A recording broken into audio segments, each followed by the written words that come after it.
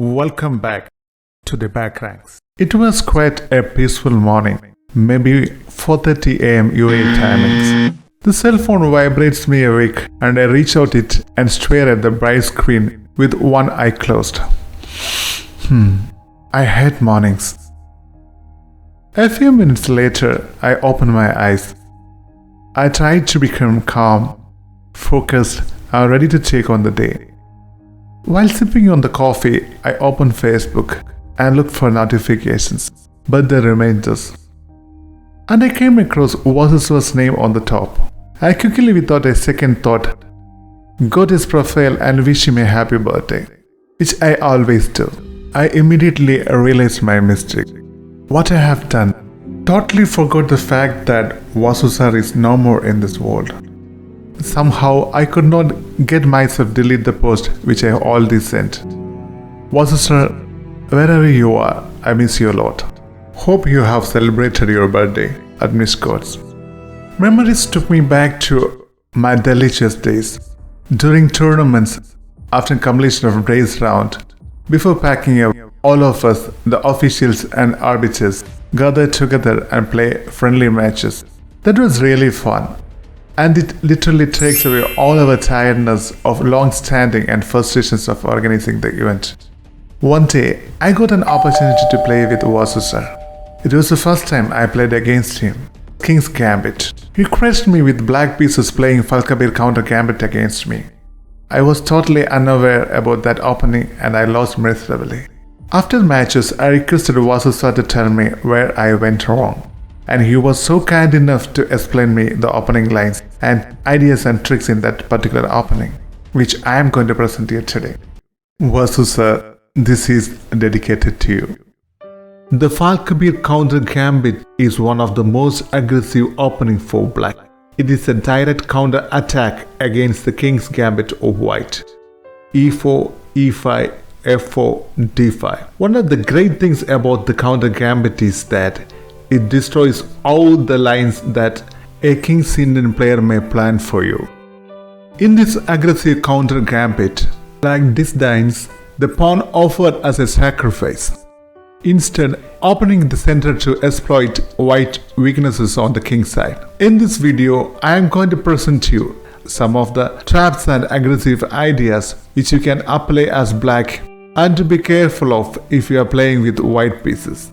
Let's check it out. Let's come to our basic position where black declines the gambit and counter attacks the white's e4 pawn. White has few options here, but need to be careful. Let's check out the first option. Let's consider what happens if white wishes to capture the e5 pawn, f into e5. Very natural looking move tends to be a big blunder. Let me flip the board for better understanding to see the game from the black's perspective. Black got a very beautiful move here. Can you spot it out? Queen h4 check. The king is under attack. If white decides to block the check by g3, then you can just capture the pawn at e4 with a queen and deliver a check. Queen e2, blocking the check. And you can just grab the rook at h1 with a queen and white loses a rook for nothing. Let's come back to the position where the queen delivered a check at h4. Suppose your opponent understands the problem in moving the pawn to g3 and decided to move the king out of check. Here in this position, if white move his king to e2, if he does so, you may say something like ding ding ding ding and play queen into e4, king f2, bishop c5 check, d4, bishop into d4, king g3. See, the mighty king is running around the board for finding escape routes. Queen g6 check, king h4, bishop f2, g3, queen e4 check, bishop f4, queen into f4. The bishop at f2 is pinning the pawn and the pawn cannot capture the queen. Queen g4, trying to block the check, and queen captures d4 and the black finish it off in style. Let's check the other options for white. E into d5. Here I suggest you to play e4 instead of capturing the pawn at f4. Black advances the pawn to e4, putting questions on white defense There are many moves where white may go wrong here. Let's examine one by one. d3, attacking the pawn. Here you should play knight f6, supporting the pawn. d into e4, knight into e4, knight c3, trying to undermine the knight. Queen h4, check. This idea you can find in almost all traps in Falkabir Coventry Gambit, because the white has weakened his king from the very second move itself of the opening. If here white plays g3, then knight captures g3. The pawn cannot capture the knight. And if pawn captures, queen captures h1, queen e2, check, bishop e7, king f2. Black is in a very better position. Let's come back to white's move number 3. What are the other options for white? Let's consider the move knight f3. The very natural looking move, attacking the pawn. Here you can just play e into f4. White will reply with e into d5. Knight f6, knight c3. You capture the pawn with the knight, which is twice attacked by your knight and queen. Knight into d5. Bishop c4, attacking your knight, and after queen c7, check, queen e2, blocking the check, knight into c3, d into c3. This position is slightly better for black. Let's come back to the move number 3 again. What is the other option for white? Let's see knight c3 here. You can play e into f4. If white play a very tempting move here, knight captures d5. You can follow the same idea, attacking the weak king side. Queen h4 check, g3, f into g3, bishop g2. Black must win by playing the following sequence of move. G into h2, check, king f1, h into g1, promote to a queen, check, king into g1, queen d8, taking the queen out of the threat. The black can enjoy sitting back on his royal seat after doing surgical strike at white's camp and pretending nothing has happened. See the funny position. The black's army is sitting almost as in the starting position with 2 pawns less, and white position is completely messed up. Let's come back to the position where the black's queen just delivered a check, moving to h4. Here in this position, if white decided to move his king to e2, escaping from the check, then he should play bishop d6.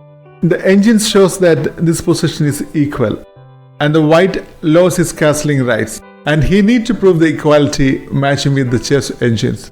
Let's come back to the starting position. e4, e5, f4, d5, e into d5, e4, knight c3. One way to attack the black pawn on e4, you must reply with knight f6, supporting the pawn. If white play d3 here, he should play bishop b4 and pin the knight.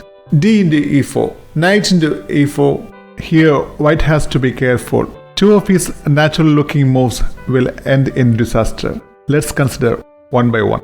Bishop b2, supporting the knight. Here you can play the same tactics you applied in the previous lines. Queen h4, g3, knight into g3, knight f3, queen e7 check, king f2, knight into h1, white loses a rook. e4, e5, f4, d5, e into d5, e4, knight c3, knight f6, d3, bishop b4, bishop d2, supporting the knight.